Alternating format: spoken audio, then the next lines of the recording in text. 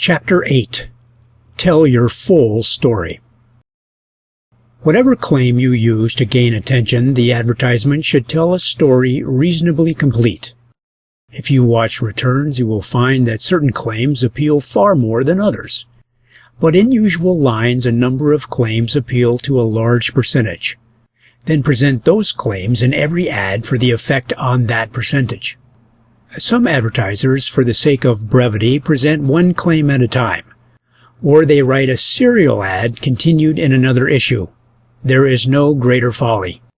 Those serials almost never connect. When you once get a person's attention, then is the time to accomplish all you ever hope with him. Bring all your good arguments to bear. Cover every phase of your subject. One fact appeals to some, one to another. Omit any one, and a certain percentage will lose the fact which might convince.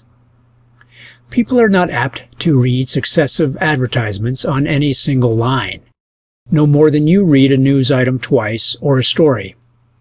In one reading of an advertisement, one decides for or against a proposition, and that operates against a second reading. So present to the reader, when you once get him, every important claim you have. The best advertisers do that. They learn their appealing claims by tests, by comparing results from various headlines.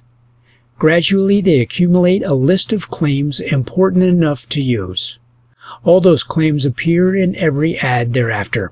The advertisements seem monotonous to the men who read them all. A complete story is always the same. But one must consider that the average reader is only once a reader, probably. And what you fail to tell him in that ad is something he may never know. Some advertisers go so far as to never change their ads. Single mail-order ads often run year after year without diminishing returns. So with some general ads. They are perfected ads, embodying in the best way known all that one has to say. Advertisers do not expect a second reading. Their constant returns come from getting new readers. In every ad, consider only new customers. People using your product are not going to read your ads. They have already read and decided. You might advertise month after month to present users that the product they use is poison, and they would never know it. So never waste one line of your space to say something to present users unless you can say it in headlines. Bear in mind always that you address an unconverted prospect. Any reader of your ad is interested, else he would not be a reader. You are dealing with someone willing to listen. Then do your level best. That reader, if you lose him now, may never again be a reader. You are like a salesman in a busy man's office. He may have tried again and again to get on tray. He may never be admitted again. This is his one chance to get action, and he must employ it to the full. This again brings up the question of brevity. The most common expression you hear about advertising is that people will not read much. Yet a vast amount of the best-paying advertising shows that people do read much. Then they write for a book, perhaps for added information. There is no fixed rule on this subject of brevity. One sentence may tell a complete story on a line like chewing gum. It may on an article like cream of wheat. But whether long or short, an advertising story should be reasonably complete. A certain man desired a personal car. He cared little about the price. He wanted a car to take pride in, else he felt he would never drive it. But, being a good businessman, he wanted value for his money. His inclination was toward a Rolls-Royce. He also considered a Pierce Arrow, a Locomobile, and others. But these famous cars offered no information. Their advertisements were very short. Evidently, the makers considered it undignified to argue comparative merits. The Marmon, on the contrary, told a complete story. He read columns and books about it, so he bought a Marmon and was never sorry.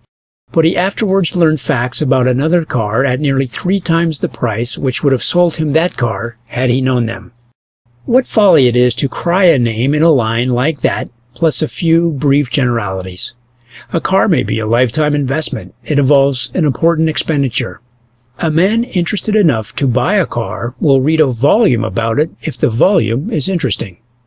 So with everything. You may be simply trying to change a woman from one breakfast food to another, or one toothpaste, or one soap. She is wedded to what she is using. Perhaps she has used it for years. You have a hard proposition. If you do not believe it, go to her in person and try to make the change. Not to merely buy a first package to please you, but to adopt your brand.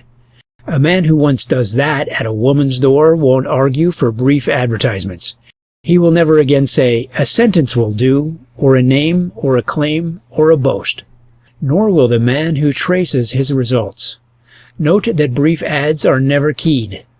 Note that every traced ad tells a complete story, though it takes columns to tell. Never be guided in any way by ads which are untraced.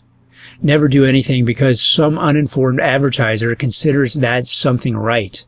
Never be led in new paths by the blind. Apply to your advertising ordinary common sense. Take the opinion of nobody, the verdict of nobody, who knows nothing about his returns.